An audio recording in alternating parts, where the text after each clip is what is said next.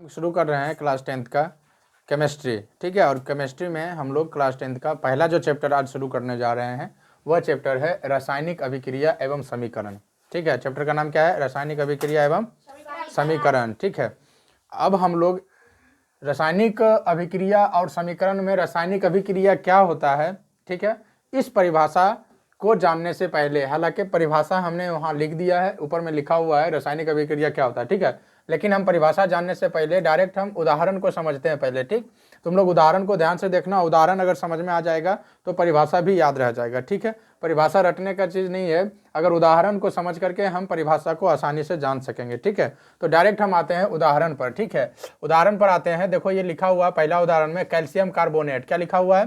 Calcium carbonate. ठीक है, नाम सुने हो ना, कैल्शियम कार्बोनेट। डायरेक्ट आ जाओ एग्जाम्पल पे, धीरे धीरे समझ में आ जाएगा। कैल्शियम कार्बोनेट को अभिक्रिया ये किया गया है, देखो ये जो तीर का चिन्ह है ना, ये अभिक्रिया करवाता है। ठीक है, कैल्शियम कार्बोनेट को, और ये जो चिन्ह दिखा गया है यानी कि इस पर हमने कैल्शियम कार्बोनेट को गर्म किया। कैल्शियम कार्बोनेट को क्या किया?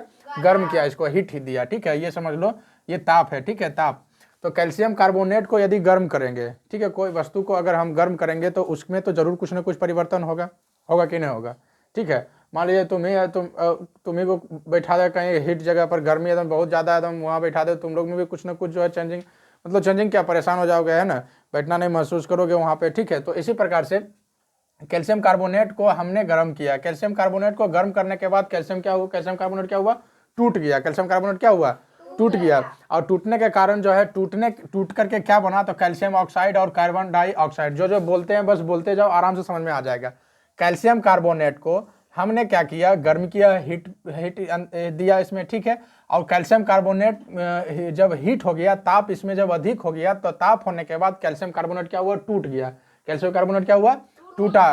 किस तरह से टूटा? तो कैल्शियम ऑक्साइड और कार्बन डाइऑक्साइड टूटने से इसका कैल्शियम कार्बोनेट जब टूटा तो इसका जो है दो पदार्थ निकला। इधर क्या निकला? ये कैल्शियम, इधर निकला कैल्शियम ऑक्साइड, और दूसरा निकला क्या? Carbon dioxide. ठीक है, ये तुम्हारा, और इसी चीज को यहाँ देखो मैंने संकेत में लिख दिया सूत्र में। कैल्शियम कार्बोनेट का सूत्र क्या होता है? CaCO3। क्या होता है? CaCO3। कैल्शियम कार्बोनेट का सूत्र होता है CaCO3, और CaCO3 को भी अगर हम ताप किए हैं, गर्म किए हैं, तो कैल्शियम ऑक्साइड का जो सूत्र होता है CaO। क्या हुआ? CaO। और उसके बाद टूट करके क्या निकला? Carbon dioxide. क्या निकला? Carbon dioxide. और कार्बन डाइऑक्साइड जो होता है क्या होता है? उड़ जाता है। क्या होता है? उड़ जाता है। इसको समझने के लिए ध्यान से जरा सा समझना, मैं यहाँ कुछ बता रहा हूँ। ठीक है, ये तुम्हारा, ये मैंने एक क्या लिया? बर्तन लिया। ठीक है, और बर्तन में ये क्या लिया? पानी लिया। क्या लिया? पानी लिया। ठीक है, और इसके बाद नीचे क्या किया? इसमें लौ, है ना, यानी कि ये यहाँ पे आग हमने जलाया। ठीक है, और आग जला करके उसके ऊपर बर्तन, और बर्तन में क्या रख करके? पानी। ठीक है, इसको गर्म किया। क्या किया? गर्म किया। और उसके बाद इसमें क्या डाल दिया? चूना पत्थर। क्या डाल दिया? चूना पत्थर डाला। ठीक है, चूना पत्थर डाला, जिसका की सूत्र होता है CaCO3। अब CaCO3 यानी कि चूना, इसको हालांकि और आगे हम इस आगे समझ पाएंगे। CaCO3 को हमने क्या किया? CaCO3 को कहाँ डाल दिया? पानी में। कहाँ डाल दिया? पानी में। और ये क्या हो गया? गर्म हो गया। गर्म हो गया तो ये क्या हो गया? CaCO3 क्या हुआ? टूट गया। क्या हुआ? टूटा, है ना। चूना पत्थर को इस तरह से ढेला टाइप का होता है, इसको पानी में डालोगे, ये गल जाता है, टूट जाता है। ठीक है, और टूट करके ये जो बनता है, ये बना है यहाँ पर कैल्शियम ऑक्साइड, और क्या बना है? Carbon dioxide. क्योंकि जब चूना पत्थर को तुम पानी में डाल करके इसको गर्म करोगे, तो देख तुम यहाँ पे पाओगे कि इसका कुछ जो है ये तो घुल गया, लेकिन ये फिर गैस भी यहाँ से निकलता है, नहीं निकलता है? और यही जो गैस निकला, यह क्या निकला? Carbon dioxide. और कार्बन डाइऑक्साइड क्या होता है? उड़ जाता है। कार्बन डाइऑक्साइड क्या होता है? उड़ जाता है। ठीक है, ये देखो यहाँ उड़ते हुए हमने क्या किया? ऊपर का चिन्ह, ये एरो अगर लगा हुआ है, इसका मतलब ये क्या है? कार्बन डाइऑक्साइड क्या है? गैस है। क्या है? गैस। और गैस क्या होता है? ऊपर की ओर क्या हुआ है? उड़ गया है। कब? जब हम कैल्शियम कार्बोनेट को क्या किए? ताप पर गर्म किए हैं। तो कैल्शियम कार्बोनेट को हमने गर्म किया तो दो चीजें हमें प्राप्त हुआ। पहला क्या प्राप्त हुआ? कैल्शियम ऑक्साइड, और दूसरा क्या प्राप्त हुआ? Carbon dioxide. क्लियर है? अब ध्यान से देखना, यह जो हमने काम किया, यह जो सिस्टेमिक ढंग से यहाँ पर चीजें जो ये दिख रही है, इसको कहते क्या है? ठीक है, सबसे पहले ये जानना है। तो ऊपर का जो ये देख लो, ये हमने काम किया है, कैल्शियम कार्बोनेट, ये लिखा हुआ है तुम्हारा, और ये जब टूटा, इस पार्ट्स में जो बना, इसको हम अभिकारक कहते हैं। क्या कहते हैं? अभिकारक। ये जो पार्ट्स है तुम्हारा, ये अभिकारक कहलाया। क्या कहलाया? अभिकारक। अभिकारक का मतलब हुआ रासायनिक अभिक्रिया में जो तत्व, जो पदार्थ भाग लेता है, वह क्या कहलाता है? अभिकारक कहलाता है। क्या कहलाता है? अभिकारक कहलाता है। ठीक है, फिर अभी हम डिटेल नीचे परिभाषा भी इसका जानेंगे, रासायनिक अभिक्रिया क्या कहलाता है वो भी जानेंगे। अभी तुम सिर्फ और सिर्फ उदाहरण देखो। तो ये अभिक्रिया में इसमें किसका अभिक्रिया हुआ? कैल्शियम कार्बोनेट ही ना टूटा है, तो कैल्शियम कार्बोनेट क्या हुआ? अभिकारक। क्या हुआ? अभिकारक। कोई दिक्कत? अभिकारक हुआ। क्या हुआ? अभिकारक। और यही इसका संकेत है, ध्यान से देख लो, कैल्शियम कार्बोनेट जो लिखा हुआ है ये हुआ अभिकारक, और इसी को जब सूत्र के ढंग से लिख दिया जाए, इसका सूत्र है ना लिखा हुआ CaCO3, सूत्र है ना लिखा हुआ, तो इसी को रासायनिक समीकरण कहते हैं। जो सूत्र होता है ना वो रासायनिक समीकरण कहलाता है। जब सूत्र ऊपर में देखो, ऊपर में हमने सूत्र नहीं लिखा, ऊपर में हमने इसका नाम लिखा है, ठीक है, और नीचे में इसका सूत्र यानी संकेत को लिखा है। तो जो तत्व, जो हमारा पदार्थ होता है ना, और उसको अभिक्रिया करवाते हैं, और उस जब पदार्थ का जब हम सूत्र को सिर्फ लिखते हैं, तो यह सूत्र जो नीचे कहलाता है ये रासायनिक समीकरण कहलाता है, और ऊपर वाला ये क्या कहलाता है? रासायनिक, ये अभिकारक कहलाता है, रासायनिक अभिकारक कहलाता है। ये क्या कहलाता है? अभिकारक। और ये क्या कहलाता है? रासायनिक समीकरण। ये पहले समझ गया। हम इसका परिभाषा भी देखेंगे, पहले बस देख करके ये पहचानने के लिए सीख जाओ कि किसको अभिकारक कहते हैं और किसको समीकरण कहते हैं। क्लियर है? तो इसको ऊपर वाले ये जो दिख रहा है ना, ये लिखा हुआ है, तो ये अभिकारक हो गया और ये समीकरण हो गया। Any doubt? और यह अभिक्रिया करके यानी टूट फूट करके जो बनता है, जो हमें प्राप्त होता है, इसको प्रतिफल कहते हैं। क्या कहते हैं? इसको प्रतिफल कहते हैं। प्रतिफल का मतलब हुआ हमने जो काम किया और काम के बाद जो रिजल्ट प्राप्त हुआ उसको प्रतिफल कहते हैं। ठीक है, जैसे कि तुम लोग एग्जाम दोगे, 10th क्लास का एग्जाम दोगे, तो एग्जाम में या तो तुम फर्स्ट परीक्षा दोगे, मेहनत करोगे, तो वहां से प्राप्त क्या होगा? रिजल्ट प्राप्त होगा। फर्स्ट या सेकंड या थर्ड जो भी रिजल्ट प्राप्त हुआ, तो वो क्या हुआ? प्रतिफल हुआ। वो क्या हुआ? प्रतिफल हुआ। तो ये जब अभिक्रिया होता है, यानी कि ये अभिक्रिया हुआ, तो अभिक्रिया के माध्यम से कैल्शियम ऑक्साइड और कार्बन डाइऑक्साइड जो प्राप्त हुआ, यह क्या कहलाया? यह प्रतिफल कहलाया। क्या कहलाया? प्रतिफल कहलाया। तो अभिकारक क्या होता है? समझ गया। रासायनिक समीकरण क्या होता है? समझ गया। प्रतिफल क्या होता है? समझ गया। ठीक है, मैं दूसरा उदाहरण यहाँ पे लिया हूं। उदाहरण को देख लो। हाइड्रोजन लिखा हुआ, ऑक्सीजन लिखा हुआ है, और ये दोनों, हाइड्रोजन क्या है? गैस है। कोई पूछते हैं हाइड्रोजन क्या है? गैस है। ऑक्सीजन क्या है? गैस है। हाइड्रोजन को H2 लिखते हैं संकेत में, और ऑक्सीजन को O2 लिखते हैं। कोई डाउट? No doubt. और ये हाइड्रोजन भी गैस है और ऑक्सीजन भी गैस है, लेकिन दोनों में बहुत बड़ा अंतर है। अंतर क्या है? हाइड्रोजन जलता है और ऑक्सीजन जलाने में मदद करता है। क्लियर हुआ? हाइड्रोजन क्या होता है? ज्वलनशील है, यानी ये जलता है। बात समझ रहे हो ना? हाइड्रोजन ज्वलनशील है, ये जलता है, और हाइड्रोजन जलता है और इसको जलाने में मदद करता है ऑक्सीजन, क्योंकि बिना ऑक्सीजन का हम किसी भी चीज को जला नहीं सकते हैं। ठीक है, तुम कोई भी चीज को जलाओ, मोमबत्ती को जलाओ, उसके ऊपर तुम गिलास रख दो, तो फिर पाओगे कि वो क्या हो गया? बूझ गया। क्यों? क्योंकि वहां उसको ऑक्सीजन नहीं मिला। ठीक है, तो किसी भी चीजों को जलने के लिए हमें क्या चाहिए? ऑक्सीजन चाहिए। ठीक है, तो हाइड्रोजन और ऑक्सीजन दोनों गैस है, लेकिन दोनों का काम दो है। हाइड्रोजन जलाता है और ऑक्सीजन जलने में मदद करता है तो दोनों गैस, लेकिन देखो अभी जलाने में मदद करता है, वही ना? देख लो ध्यान से। तो हाइड्रोजन और ऑक्सीजन, ये दोनों हमने, इन दोनों गैसों का हमने अभिक्रिया किया, दोनों को हमने मिला दिया। ठीक है, ऑक्सीजन और हाइड्रोजन को मिला दिया, तो मिलाने के बाद जो प्राप्त एक अलग ही चीज प्राप्त हो गया है, जो क्या हुआ है? जल हुआ। क्या मिला है? जल। कैसे बना है? इन सब चीजों को आगे पढ़ेंगे। अभी सिर्फ उदाहरण को देखो और समझने का प्रयास करो। ठीक है, H2 और O2 मिलकर के क्या बन गया है? जल। क्या बन गया है? जल। तो ध्यान दो, हाइड्रोजन और प्लस ऑक्सीजन, ये क्या कहलाया? अभिकारक कहलाया। क्या कहलाया? अभिकारक कहलाया। क्या कहलाया? अभिकारक। और ये जो प्राप्त हुआ, जो चीजें हमें मिलता है, उसको क्या कहते हैं? प्रतिफल कहते हैं। उसको क्या कहते हैं? प्रतिफल कहते हैं। ठीक है, तो H2O क्या हो गया? प्रतिफल हो गया। कोई दिक्कत? अभी हम सिर्फ दो चीजें यहाँ दो समझ रहे हैं। एक हम समझ रहे हैं अभिकारक क्या होता है, दूसरा समझ रहे हैं प्रतिफल क्या होता है, और तीसरा जान लो कि इसी को रासायनिक समीकरण कहते हैं। इसी को क्या कहते हैं? रासायनिक समीकरण। यानी कि ये जो सांकेतिक जो नाम दिया हुआ रहता है, हाइड्रोजन का संकेत है H2, सांकेतिक जो नाम होता है ना, इसको हम लोग क्या कहते हैं? रासायनिक समीकरण कहते हैं। ठीक है, तत्वों का जो रासायनिक नाम, रासायनिक जो संकेत होता है, उसको जो है अभिक्रिया के फलस्वरूप जो रासायनिक संकेत हम लोग जो प्राप्त करते हैं, ये क्या कहलाता है? ये समीकरण कहलाता है। ठीक है, डिटेल से इसको बहुत आगे से जानेंगे। अभी सिर्फ उदाहरण को देखो। एक और उदाहरण लिया, इस उदाहरण को ध्यान से देखना जरा सा, बहुत लंबा चौड़ा यह उदाहरण है, अभिक्रिया के फलस्वरूप बन रहा है। ठीक है, ध्यान देना। यहाँ पे यहाँ लिखा हुआ है सोडियम क्लोराइड। क्या लिखा हुआ है? सोडियम क्लोराइड और प्लस सिल्वर नाइट्रेट। यहाँ देखो मैंने मिस्टेक कर दिया है, यहाँ पर ये अभिक्रिया हुआ है, ठीक है। यहाँ पर तुम तीर का चिन्ह दे देना, ठीक, स्पेस कम है, मैंने इस तरह से दे दिया, ठीक। सोडियम क्लोराइड क्या है, सोडियम क्लोराइड और सिल्वर नाइट्रेट, यह अभिक्रिया हुआ है, आपस में मिला है। आपस में मिलने के बाद जो अभिक्रिया के फलस्वरूप जो प्रतिफल जो प्राप्त हुआ है वह क्या हुआ है, तो वह हुआ है सिल्वर क्लोराइड और सिल्वर सोडियम नाइट्रेट, दो चीजें प्राप्त होती है, ठीक है। कैसे होती है हम इसको भी जानेंगे। फिलहाल अभी तुम बस इतना जानो कि सोडियम क्लोराइड और सिल्वर नाइट्रेट का क्या हुआ, अभिक्रिया, क्या हुआ, अभिक्रिया। अभिक्रिया होने के लिए कम से कम जो है एक या दो तो तत्व चाहिए, तभी तो अभिक्रिया होगा ना, अकेले में कैसे होगा, है ना। तो सोडियम क्लोराइड को और सिल्वर नाइट्रेट को हमने मिला दिया, हमने अभिक्रिया कराया और प्राप्त जो हुआ मुझे दो चीजें प्राप्त हुई, एक हुआ सिल्वर क्लोराइड और एक हुआ सोडियम नाइट्रेट। ये कैसे हुआ इसको मैं यहां समझा देता हूं, जरा ध्यान से देख लो, ठीक है। सोडियम क्लोराइड का सूत्र तुमको याद रखना पड़ेगा। सोडियम क्लोराइड का सूत्र होता है NaCl। क्या होता है, NaCl, याद रहा। सोडियम क्लोराइड अभी मत लिखो, अभी देखो सोडियम क्लोराइड का सूत्र क्या होता है, NaCl। और सिल्वर नाइट्रेट, सिल्वर का सूत्र होता है Ag। सिल्वर का क्या होता है, Ag। और नाइट्रेट है तो NO2, 3 ना होगा जी, देखो NO3 ना होगा, नाइट्रेट टेट में 3 हो जाता है, ठीक है, ओके, कोई दिक्कत। तो NO, Na। अब देखो यहां पर मैंने क्या किया है, ये प्राप्त कैसे होता है ये सीख लो, ये तुरंत सीख जाओगे तुम लोग, ठीक है, उसको याद करने की जरूरत नहीं है। ध्यान देना, ध्यान देना, जब कभी ये हमारा समीकरण ऐसे तुम्हारा दिया हुआ हो और कहे कि इस अभिक्रिया के फलस्वरूप जो क्या प्रतिफल प्राप्त होगा तो बताओ। ध्यान देना, NaCl और AgNO3, सोडियम क्लोराइड और सिल्वर नाइट्रेट, ठीक है।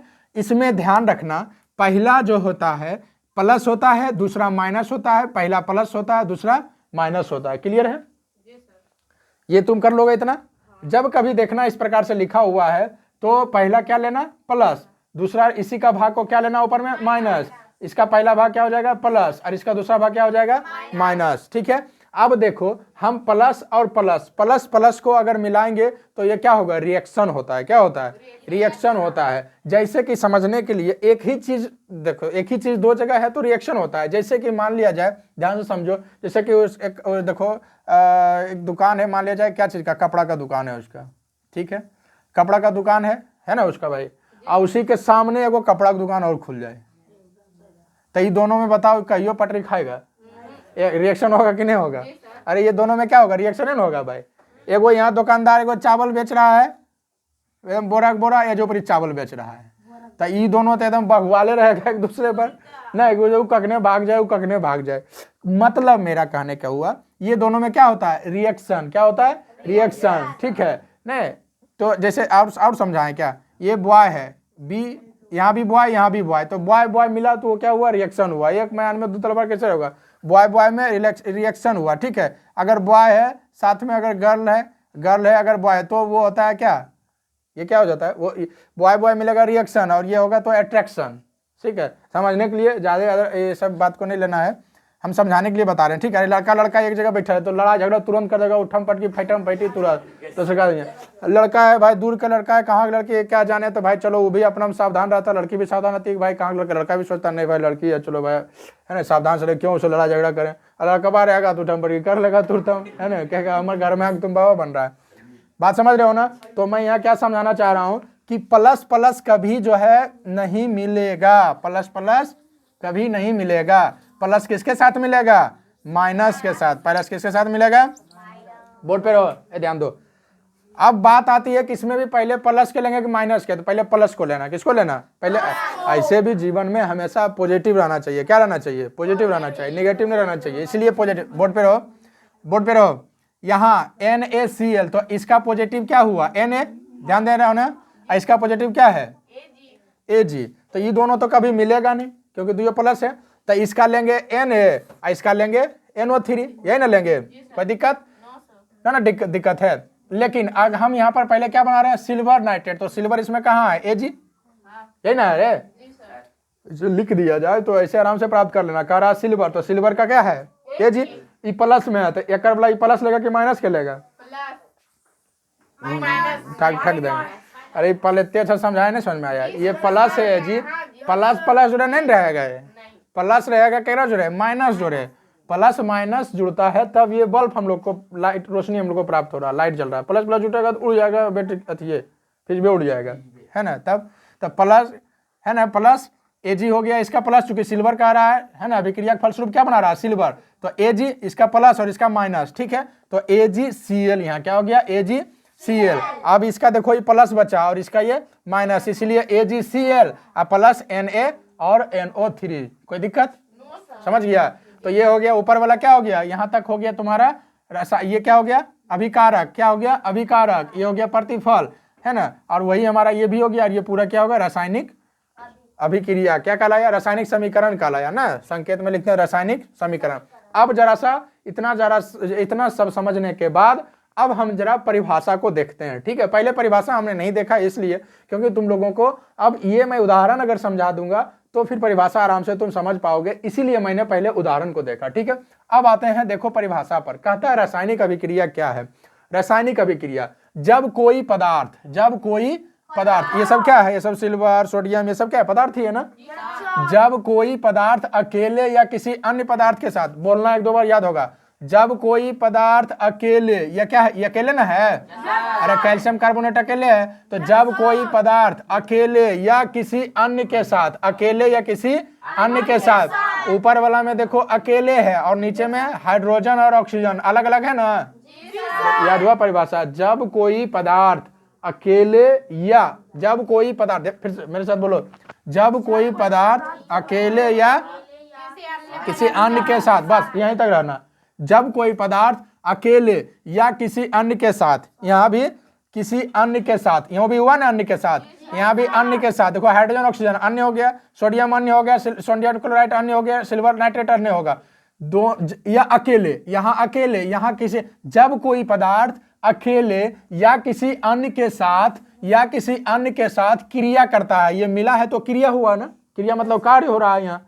क्रिया मतलब कार्य हो रहा है। जब कोई पदार्थ अकेले या किसी अन्य के साथ क्रिया करता है तो उसके भिन्न गुण वाले एक या एक से अधिक, एक या, यहाँ एक बन गया है ना, यहाँ एक ही हुआ ना, यहाँ देखो एक से अधिक, जब कोई पदार्थ अकेले या किसी अन्य पदार्थों के साथ अभिक्रिया करता है, उसके अभिक्रिया करने के बाद एक या एक से अधिक, यहाँ देखो एक बन रहा है, यहाँ एक से अधिक अलग यानी कि अधिक भिन्न गुण वाले पदार्थ का निर्माण करता है तो वह रासायनिक अभिक्रिया कहलाता है। याद हुआ परिभाषा, ध्यान से समझो, परिभाषा को मैं फॉलो करके बता देता हूं, ठीक है।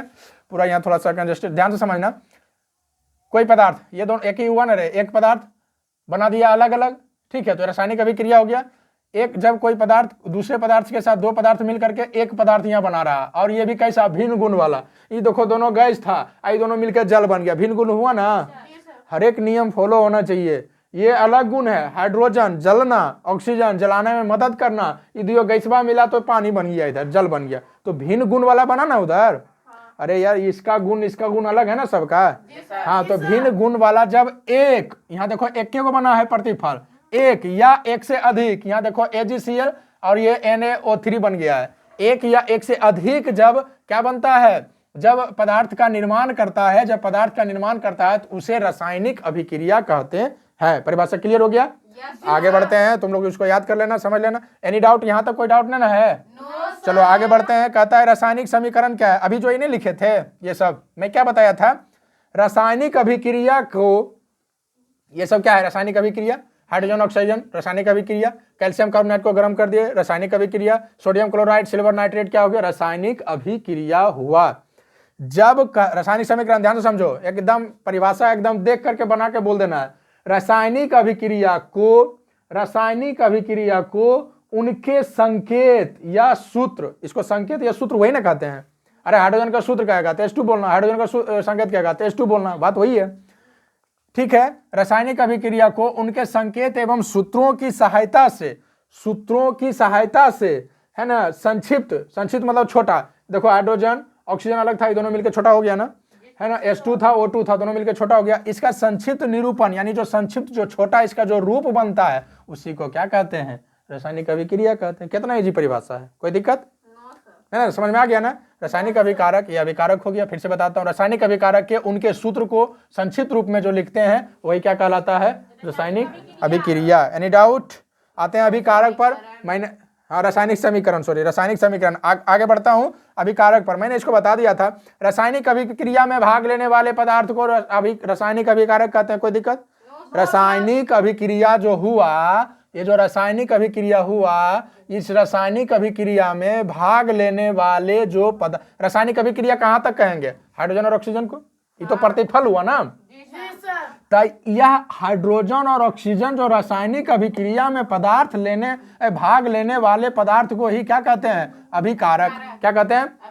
तो इसमें अभिकारक क्या क्या हो गया, हाइड्रोजन और कोई दिक्कत ना दिक्कत है। अभिकारक किसको कहते हैं, समझ गया?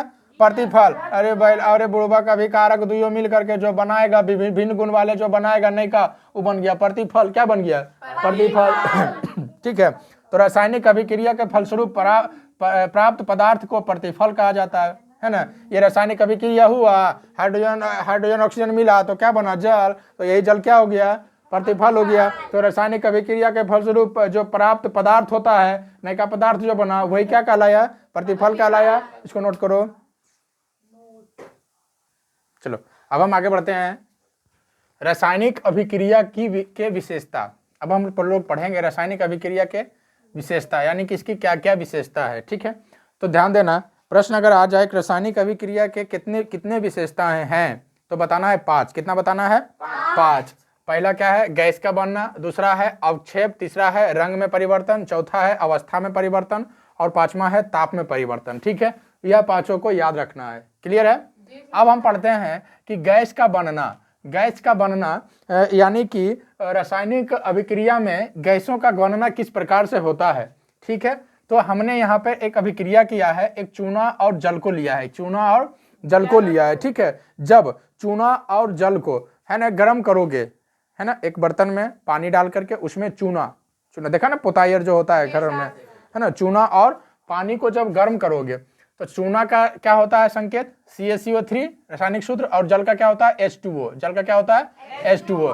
तो ये अभिक्रिया के फलस्वरूप जब अभिक्रिया होता है तो अभिक्रिया के फलस्वरूप क्या बन जाता है, Ca, उसके बाद इंटू OH का होल 2। ठीक है, Ca इंटू OH का होल 2 ये बन जाता, ये प्राप्त होता है कार्बन डाइऑक्साइड। क्या प्राप्त होता है, कार्बन डाइऑक्साइड। और इसमें कार्बन डाइऑक्साइड बनता है। और कार्बन क्या होते, कार्बन डाइऑक्साइड जो होता है ना, CO2, ये क्या होता है, वाष्प बन करके ऊपर उड़ जाता है, गैस बन करके ऊपर उड़ जाता है। ठीक है, तो ये ऊपर उड़ने का यहाँ पे हमने निशान दे दिया। ठीक है, तो रासायनिक अभिक्रिया में पहला क्या है, यानी क्या क्या होता है रासायनिक अभिक्रिया में, क्या क्या होता है। तो पहला क्या होता है, हम जब अभिक्रिया करते हैं तो गैसों का क्या होता है, उड़ना भी होता है, गैस का बनना होता है ना। तो ये CO2 क्या हो रहा है, गैस बन रहा है ना। आगे देखो, आगे है अवक्षेप। अवक्षेप क्या होता है पहले समझो। अवक्षेप क्या होता है, ध्यान से समझना इसको। अवक्षेप कहते हैं, समझो इस चीज को। अवक्षेप को समझने के लिए तुम लोग घर में मान लिया जाए एक गिलास लिए हो। ठीक, ये गिलास है, तुम लोग गिलास में पानी ले लो और इसमें क्या डाल दो, नहीं चूना नहीं, चीनी डाल दो। क्या डाल दो, चीनी। क्या बनाना है, शरबत। क्या बनाना है, शरबत। तो चीनी का शरबत जब बनाओगे पूरा घोल के रख दो, है ना, कुछ देर तक, तो पता क्या चलेगा, चीनी उसी में घुल गया, चीनी पानी में घुल गया। ठीक है, तुम अभी शरबत बना के घोल के रख दो, फिर 1-2 घंटा के बाद देखोगे तो कुछ नहीं पता चलेगा बिना टेस्ट किए हुए। तुम देख के नहीं बता सकते हो, मुश्किल होता है बताना ना कि जनरल पानी कौन है और शरबत कौन है। ठीक है, और दूसरा काम तुम करो, एक गिलास दूसरा ले लो और उसमें भी पानी ले लो और उसमें दही को घोर दो। क्या घोर दो, दही को पूरा एकदम मिक्स कर दो, घोल दो। ठीक है, और कुछ देर के बाद 2 घंटा के बाद फिर उसको पीना नहीं है, ऐसा नहीं कि गटक जाना है उसको। ठीक है, गिलास को रख दो दही को, और 2 घंटा के बाद जो है जा करके उस गिलास को देखो तो तुम पाओगे कि दही जो है क्या हुआ है, जो ऊपर जिस समय हमने दही को पानी में घोला था, घोल बनाया था, शरबत बनाया था, उस समय गिलास में पानी में दही ऊपर ऊपर तैर रहा था, दही ऊपर ऊपर तैर रहा था। लेकिन कुछ देर के बाद 2-3 घंटे के बाद देखोगे कि वह जो है दही, वह पानी के नीचे बैठ गया है, गाद के तरह, नहीं नीचे बैठ जाता है। तो जो नीचे बैठता है ना, वही अवक्षेप कहलाता है। समझ गया वो, समझ गया अवक्षेप क्या कहलाया, अवक्षेप क्या कहलाया, यानी कि जो पदार्थ नीचे बैठ जाता है ना, है ना, घुलने के बाद या ठीक है जो नीचे बैठ जाता है पानी के नीचे, वो क्या कहलाता है, अवक्षेप क्या कहलाता है, क्या कहलाता है, अवक्षेप। जैसे तुम लोग नीचे बैठा हो, तुम लोग भी अवक्षेप है नहीं, चलो देखो यहाँ पर, तो अवक्षेप कहलाता है, क्या कहलाता है, अवक्षेप। अब ध्यान से देखना, इसको मैं एक उदाहरण लिया हूं यहाँ पे, अभिक्रिया किया NaCl sodium chloride, NaCl sodium chloride और Ag यानी सिल्वर लिया हूं और NO3 यानी नाइट्रेट, ठीक है। तो ध्यान देना, ये दोनों को अभिक्रिया किया, ये दोनों को अभिक्रिया किया, तो अभिक्रिया के फलस्वरूप मैं पता है ना, इसको मैं करने के लिए बताया था ना कि प्लस इसका तो इसका माइनस, ठीक है, इसका प्लस तो इसका माइनस, कोई दिक्कत है नहीं ना। उस समय हम Ag को लिए थे, कोई बात नहीं, हम चाहेंगे तो हम इसको भी ले सकते हैं, बस प्लस होना चाहिए। अगर हम इसका प्लस ले रहे हैं Na, तो इसका हम बताओ Ag लेंगे कि NO3 लेंगे, NO3 लेंगे, बोलो ना क्या लेंगे, NO3, क्योंकि प्लस के साथ क्या होना चाहिए, माइनस, प्लस के साथ क्या होता है, माइनस, तो ये प्लस हो गया और ये माइनस हो गया, तो बन गया। और इसका फिर ये लिए, अभी दोनों में से क्या लेंगे, प्लस को लेंगे कि माइनस को, पहले प्लस को, तो Ag इधर से प्लस लिए, इधर से क्या बचा, माइनस बचा, ठीक है, बात समझ रहे हो ना। तो ये अब इसमें देखो, इसमें हमने दर्शाया था कि कार्बन डाइऑक्साइड जो गैस बना या क्या हुआ, ऊपर उड़ गया, और इसमें AgCl जो है यानी कि सिल्वर क्लोराइड जो है, सिल्वर क्लोराइड यह क्या है, यह नीचे बैठ गया, यह अभिक्रिया करोगे तो यह जो है नीचे बैठ जाएगा, क्यों, क्योंकि सिल्वर कभी घुलेगा पानी में नहीं सर। अरे सिल्वर मैंने चांदी होता है, चांदी को कितनों पानी में घोलोगे, तुम घोल बनाओगे तो घुले, उसमें घुलेगा नहीं ना, तुम उसमें पानी में दोगे तो सिल्वर क्या होगा, नीचे बैठ जाएगा, बात समझ रहे हो ना। तो ये क्या मैं बता रहा था, अवक्षेप, अवक्षेप का मतलब हुआ क्या, नीचे बैठना, यानी कि बच जाना, यानी कि जो घुलता है और नीचे जो गाद के रूप में, या हाँ जो नीचे बैठ जाता है ना, निचला पानी के नीचे हिस्से में जो बैठ जाए, यानी कि, या फिर इसको तुम अगर प्रैक्टिकल करोगे लैब में तो ये पाओगे कि सिल्वर क्लोराइड जो है यह नीचे बैठ जाता है, ठीक है। तो ध्यान देना, जब भी कभी इसका अभिक्रिया करोगे तो लास्ट में AgCl को यह एरो का चिन्ह दे करके ये नीचे की ओर दर्शाना है, क्यों, क्योंकि AgCl क्या हुआ, अवक्षेप हुआ, AgCl क्या हुआ, अवक्षेप हुआ। कोई दिक्कत, आगे मैं बढ़ता हूं, रंग में परिवर्तन। अभी तक दो चीज बना, अभिक्रिया करते हैं तो गैस भी बनता है जो कि उड़ जाता है ऊपर, और अभिक्रिया करते हैं रासायनिक अभिक्रिया में हम क्या प्राप्त करते हैं कि अवक्षेप बनता है जो नीचे बैठ जाता है, और क्या होता है, रंग में परिवर्तन होता है, ठीक है। हमने यहाँ बहुत सा सिंपल सा उदाहरण दिया है यहाँ पे, हालांकि इसका एक उदाहरण आता है, पहले इसको समझ लो। पान खाने के बाद, पान जो हम लोग खाते हैं, पान खाए हो तुम लोग कभी, पान जो खाओगे तो तुम देखोगे कि पान जो हम लोग खरीदते हैं तो वहां पर जो है उसमें अलग अलग प्रकार के उसमें पदार्थ मिला होता है। अरे क्या होता है, पत्ता होता है, कत्था होता है, चूना होता है, और फिर सुपारी होता है, इलायची होता है ना, सुपारी उसको बोलते हैं कसेली को, उसको सुपारी कहा जाता है, उसका टुकड़ा होता है, और पता नहीं क्या क्या होता है ना, वो सब क्या हुआ, मिल गया, अरे वो सब समेट दिया और तुम इसको मुंह में लेके चिबा दिया, वो टूट फूट गया बेचारा एकदम, अभिक्रिया हो गया, और अभिक्रिया होकर दूसरे चीज बदल जाता है, उसका रंगे बदल जाता है, कैसा हो जाता है, लाल, कैसा हो जाता है, लाल। पान जब मिला तुमको, पान जब खाने के लिए उसमें कुछ लाल दिखा था, नहीं दिखा था, उसमें कुछ नहीं लाल दिखेगा, लेकिन जब वो अभिक्रिया होता है, जब मिलता है तो अभिक्रिया के स्वरूप वो कैसा रंग में बदल गया, लाल रंग में।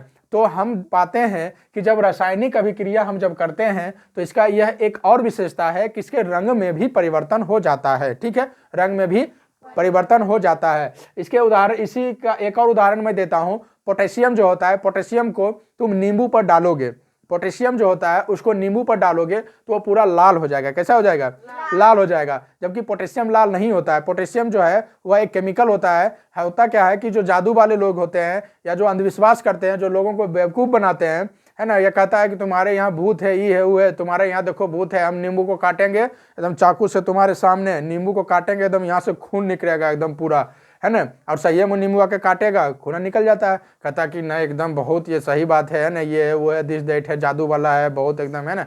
हकीकत यह है कि वह एक साइंस है, वह एक विज्ञान है, वहाँ किसी प्रकार का कोई भी जो है चमत्कार नहीं है, क्योंकि वो करता क्या है, जो चाकू होता है ना, चाकू पर क्या करता है, वो पहले से पोटेशियम लगा देता है, क्या लगा देता है, पोटेशियम, ठीक है, पोटेशियम को लगा देता है और चकुआ पर लगा ले पोटेशियम, और उसके बाद नींबू को काटता है तो रिएक्शन करता है तो पूरा लाल हो जाता है, लगेगा एकदम खूने है, ये ब्लड ही है ना, एकदम लगेगा कोई ब्लड है, तो ये चीज होता है, ठीक है। तो वो किसमें रासायनिक अभिक्रिया हुआ ना, पोटेशियम और नींबू का अभिक्रिया हुआ, प्राप्त क्या हो गया, लाल रंग, दूसरा अन्य भिन्न वाला प्राप्त हुआ ना भाई पदार्थ। तो ये चीजें हुआ, यानी चीजें हुई, क्या हुई कि रासायनिक अभिक्रिया की यह भी एक विशेषता है कि उसके रंगों में क्या हो जाता है, परिवर्तन हो जाता है। ठीक है, वो उस रंग का होता नहीं है, लेकिन अभिक्रिया के फलस्वरूप दूसरे रंग में बदल जाता है। पान थोड़े ना लाल दिखता है, लेकिन ये अभिक्रिया होता है, उसको चबाते हैं, उसमें क्या क्या मिलाता है तो फिर वो लाल दिखता है। क्लियर है? चौथा नियम इसका, 5 नियम है, याद रखना। चौथा नियम है अवस्था में परिवर्तन। अवस्था में परिवर्तन। अवस्था, किसी पदार्थ का 3 अवस्था होता है, ठोस, द्रव और गैस। ठोस, द्रव और गैस। मैंने एक यहाँ उदाहरण लिया, H2 क्या है, गैस है। H2 क्या है, ठीक है। O2 क्या है, गैस है। H2 और O2 मिलता है, G इसलिए लिख दिया गैस, और ये क्या बन जाता है, द्रव बन जाता है, जिसको अंग्रेजी में लिक्विड कहते हैं। क्या कहते हैं, लिक्विड, है ना, लिक्विड को द्रव कहते हैं। तो ये गैस और गैस, दोनों गैस मिलकर के देखो लिक्विड बन गया, बन गया ना। तो क्या हुआ, अवस्था, अवस्था क्या था, गैस का, इसका व्यवस्था क्या था, गैस का, क्या बदल गया, द्रव का, अवस्था बदल हो गया। अरे अवस्था बदला ना भाई। लास्ट, ताप में परिवर्तन। ताप में परिवर्तन हुआ, यानी कि ताप जो है बढ़ता भी है। अभिक्रिया जब करोगे तो कभी पाओगे कि ताप बढ़ गया और फिर ताप घट गया। ठीक है, ताप बढ़ना मतलब गर्म हो जाना। कोई आदमी देखो दो झगड़ा करता है, एकदम पूरा एकदम गोशबा में एकदम पूरा एकदम गर्म मियाज है, एकदम एकरो फट जाती है, एक दूसरे को दोनों मरम पीटी कर लेता है। वो गर्म था, वो क्या हुआ, गर्म होना, मरम पीटी कर लिया, और बाद जगह ज्यादा चोटा लगता है वो बैठ के कानता है, बुतरवा में की होता है, यही होता है ना। हाँ, आओ हम मारबो, आओ हम मारबो, दोनों लड़ जाता है, और लड़ जाता है, दुइयो गर्म है, लड़ जाता है, एक जगह ज्यादा लगता है, वो बेचारा तुरंत कानने लगता है, तो रोने लगेगा, तो क्या होगा, वो यानी कि ताप, उसका तापमान शरीर का जो बढ़ल था वह घट गया। यही होता है। बड़को दमियान में क्या होता है, एकदम गर्माल है, दुइयो एकदम आया फटिया दिया, जगह ज्यादा लगा वो बेचारा कौन में बैठ के रोने लगेगा, है ना। तो वो क्या होगा, ताप उसका क्या हुआ, तापमान घटा ना। उदाहरण के लिए यहाँ पर आ जाओ, वो तो बस ऐसे ही मैं समझाया। उदाहरण के लिए ध्यान दो, मैं एक उदाहरण दे रहा था चूना का, समझो यहाँ ध्यान से। चूना पत्थर को पानी में डालेंगे, उसको वो क्या होगा, पहले गर्म होगा।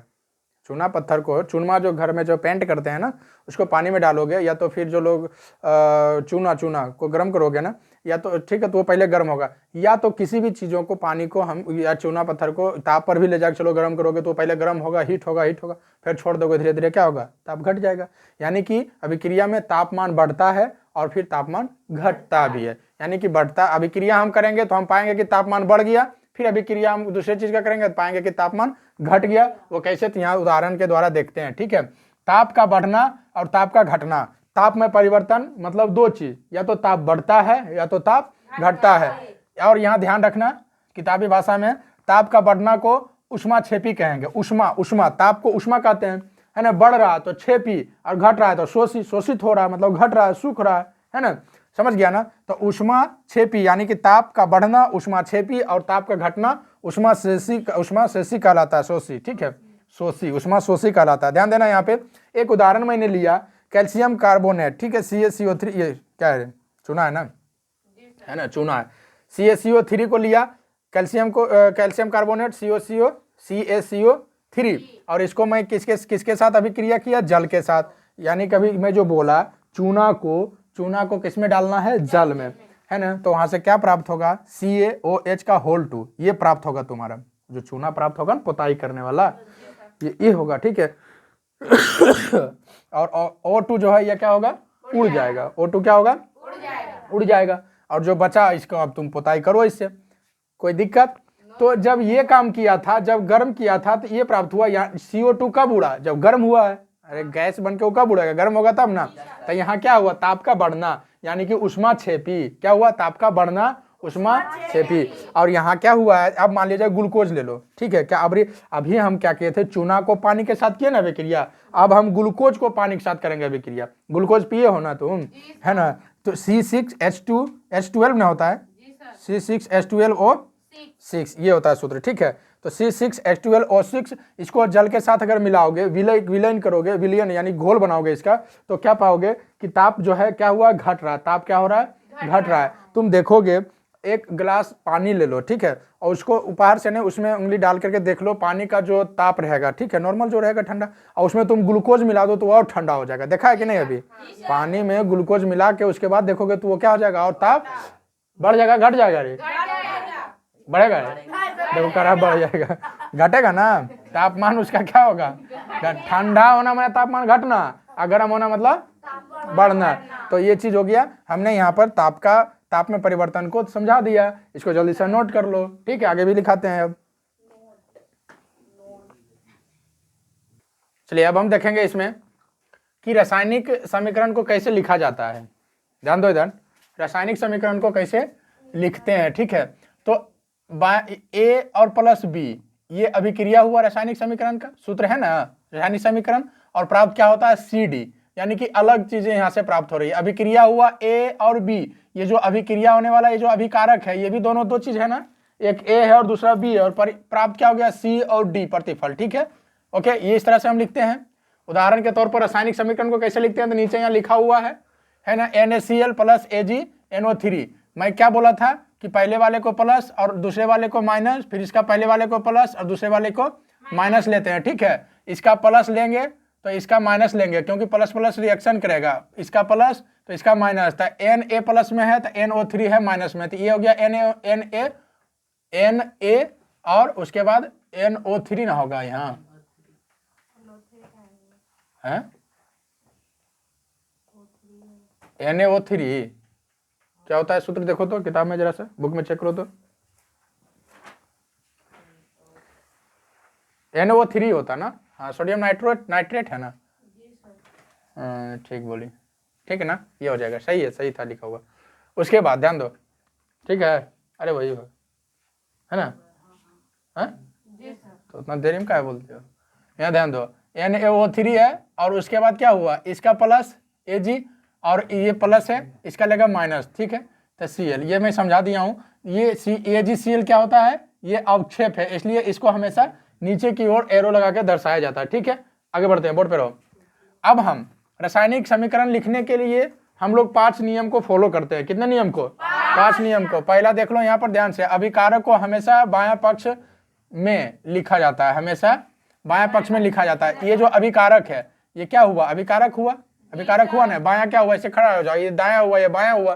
ठीक है, तो बाएं तरफ जो लिखा जाता है ये क्या हुआ, अभिकारक। कोई दिक्कत नहीं, हम समीकरण में अभिकारक को कहाँ लिखते हैं, तो बाएं तरफ समीकरण में अभिकारक को लिखा जाता है। अभिकारक के बीच जो है ये देखो, अभी तक अभिकारक है ना दोनों, Na और Cl और AgNO3, ये दोनों को बीच में प्लस का चिन्ह दिया जाता है, ये दोनों के बीच में प्लस यानी धन का चिन्ह दिया जाता है दिया हुआ, ये लिखने का तरीका है। ठीक है, कैसे लिखते हैं, तो अभिकारक को बाएं तरफ लिखते हैं, अभिकारक के बीच में प्लस का चिन्ह रहता है, और प्रतिफल को हमेशा किधर लिखते हैं, दाएं तरफ लिखते हैं, और प्रतिफल के बीच में भी प्लस का चिन्ह रहता है। अरे अभिकारक को बाएं ओर, अभिकारक के बीच में प्लस का चिन्ह, प्रतिफल को दाएं ओर, प्रतिफल के बीच में प्लस का चिन्ह, दोनों चिन्ह में तो वही है, बात समझ रहे हो ना।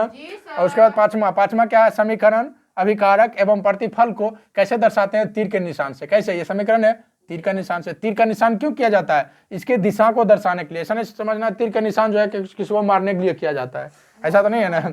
यहाँ तीर का निशान नीचे की ओर, यानी कि AgCl क्या होगा, अवक्षेप के रूप में नीचे बैठ जाएगा, है ना, ये इधर है तो यानी कि इस ओर दर्शा रहा है। तो अभिकारक, प्रतिफल या समीकरण, इन सबको जो है किससे हम दर्शाते हैं, तो तीर के चिन्ह से इसको हम दर्शाते हैं। ठीक है, इस द्वारा इसको लिखा जाता है। ठीक, तो ये क्या था, ये 5 पॉइंट है तुम्हारा रासायनिक समीकरण को कैसे लिखा जाता है। ठीक है, इस वीडियो में हम जो है इसको यहीं तक रहने देते हैं। अब हम आगे पढ़ेंगे कि हम रासायनिक समीकरण को कैसे संतुलित करते हैं। ठीक है, वो सब अगले वीडियो में देखेंगे, इसको तुम लोग अच्छी तरह से नोट कर लेना। ठीक है, और आप लोग को वीडियो अच्छा लगे तो लाइक करिए, है ना, और कहीं कोई अगर डाउट है, दिक्कत है तो कमेंट करिए। ठीक है, NaNO3, हाँ अभी दिखा है तुमको, NaNO3, उसमें भी एच कर रहे हो तो ना, ये होगा। ठीक है, चूंकि ये NO3 है तो माइनस में तो ये पूरा लेगा ना उसके साथ। ठीक है, तो ये हाँ, लाइक भी कर दीजिए आप लोग भी वीडियो को, और सब्सक्राइब भी जरूर करें, क्योंकि अभी नया चैनल है ना। आप लोग अगर सब्सक्राइब करेंगे तो उससे क्या होगा, हम लोग को हौसला बढ़ता है, और भी ज़्यादा जो है हम वीडियो जो है अपलोड किया करेंगे। 10th क्लास का लगभग सभी चैप्टर को धीरे धीरे हम लोग उस पर कवर कर रहे हैं, वीडियो मिल जाएगा। लाइक करें, सब्सक्राइब करें, और जो भी 10th क्लास के बच्चे हैं उनको शेयर भी किया करो, और तुम लोग भी अपने दोस्तों को शेयर करो। ठीक है, कि 10th क्लास का जो है क्लास होता है, उसमें कोई पैसा वैसा लगता नहीं है, ऑनलाइन है ना, यूट्यूब पर वीडियो अपलोड है। ओके, ठीक है, तो मिलते हैं अगले वीडियो में। और अगले वीडियो में जो हम चर्चा करेंगे जो सीखेंगे वो सीखेंगे कैसे समीकरण को संतुलित करते हैं। ठीक है, तो इस वीडियो में इतना ही, तुम लोग नोट करो। मिलते हैं अगले वीडियो में, तब तक के लिए नहीं नहीं जी, जय हिंद।